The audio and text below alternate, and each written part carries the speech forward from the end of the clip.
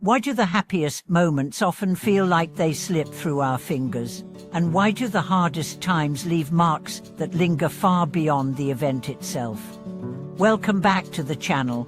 Today, we're exploring something incredibly close to each of our lives: how to cultivate real spiritual wisdom, not in temples or retreats, but right in the middle of daily life.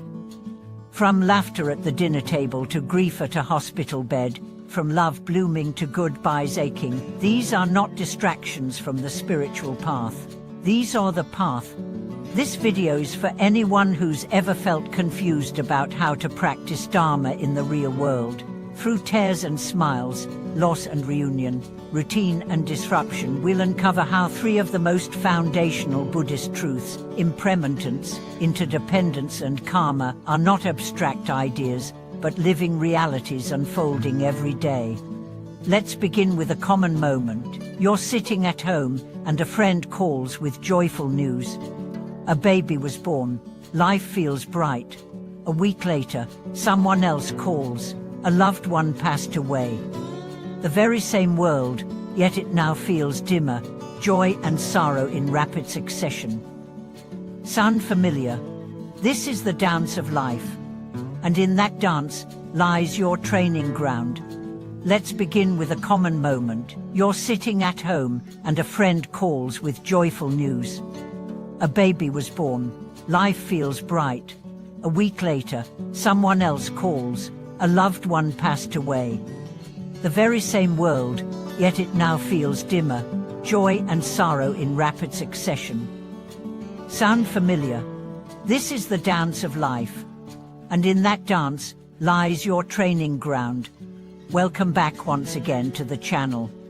If you've ever wondered how to remain centered in the face of life's constant ups and downs, or how to make meaning of joy that vanishes and pain that lingers, today's discussion is meant for you. This isn't about escape. This is about engagement with presence, with clarity, and with courage. We'll explore how to transform every moment, yes, every mundane or magnificent moment, into spiritual insight. Not by changing what happens, but by shifting how we meet what happens. That's the real heart of Dharma. Not floating above the world, but walking through it with eyes wide open. Let's start with the first key teaching, impermanence. It sounds simple, even obvious. Everything changes, seasons turn, bodies age, feelings rise and fall. But understanding impermanence intellectually and realizing it experientially are worlds apart, and life gives us countless chances to truly see it. Think back to a time when you were deeply in love. Perhaps it felt eternal, perhaps every moment together felt sacred. Then, as time moved on, things shifted. Maybe distance came, maybe misunderstanding crept in, and one day, what was once a constant presence became a memory. This is not punishment. This is nature. Impermanence is not tragedy. It's truth. The Buddha didn't teach impermanence to make us sad. He taught it to set us free. Free from clinging. Free from the illusion that we can freeze time. Free from the suffering that comes when we demand permanence from a world that cannot give it. When we embrace impermanence, something miraculous happens. We start to savor. We start to forgive. We start to live now. Have you ever truly tasted a moment? Not rushed through it, not grasped at it, but been with it fully, knowing it will pass. That's presence. That's practice. Which brings us to the second truth, interdependence. Nothing rises alone. Nothing exists in isolation. You are not a solitary self in a cold universe. You are part of a vast web where every thought, every word, every action ripples outward. That coffee you sipped this morning. Someone grew those beans. Someone roasted them. Someone packaged them. Someone stocked them on a shelf. The cup you held passed through many hands before reaching yours. This realization, far from being overwhelming, is liberating, because when we see how interconnected we are, we begin to care. We begin to take responsibility, not just for ourselves, but for the world we help shape. It also means that your suffering is not just yours, your healing too ripples out. Your joy becomes someone else's light. Your peace becomes someone else's possibility. So when you speak kindly to a child, when you breathe deeply in traffic instead of yelling, when you comfort a grieving friend, these are not small acts. These are revolutions. Let me share a story. A woman lost her husband to illness. In her grief, she withdrew from everyone.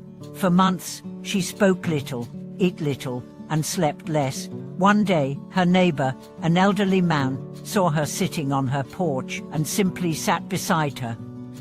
Oh, words, just presence. They did this every day for weeks. Eventually, she said, "Thank you for saving me." He replied, "You saved me too." That's interdependence. No guru, no sermon. Just shared humanity. Finally, we arrive at karma, the law of cause and effect. And now, karma is often misunderstood as cosmic punishment or reward. It's not. Karma is simply the unfolding of action. Plant an apple seed, get an apple tree. Plant anger, harvest conflict. Plant compassion, reap connection. Karma doesn't care about drama.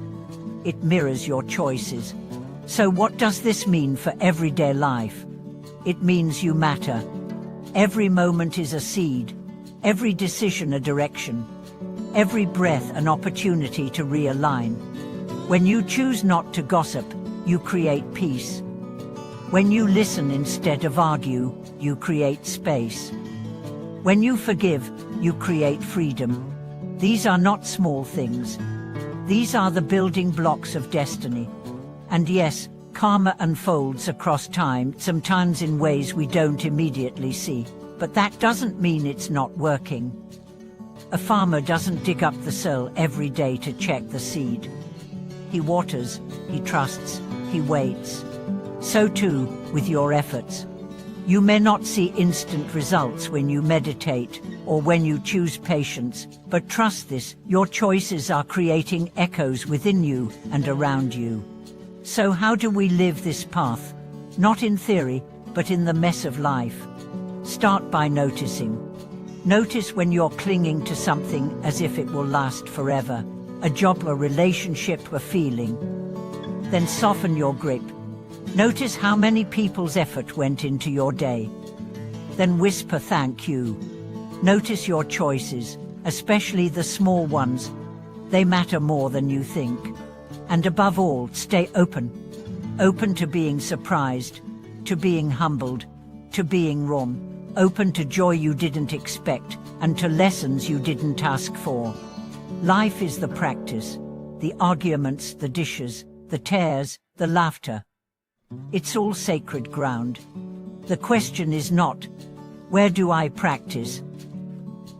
The question is, how awake am I to this moment?